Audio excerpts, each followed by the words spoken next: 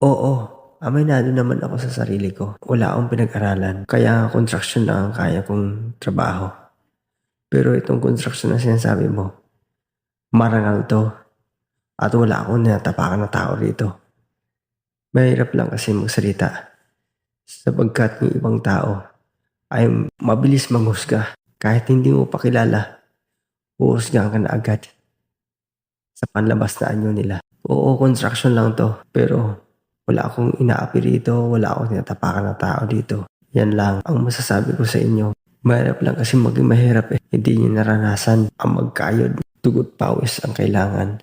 Kung saan mabababad ka sa init na araw. Ang hirap ng trabaho, ang bigat ng mga pinapasan.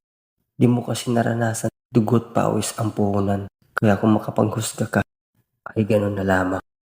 Pero ito sinasabi mo ng construction na to, ito yung bumuhay ng pamilya ko.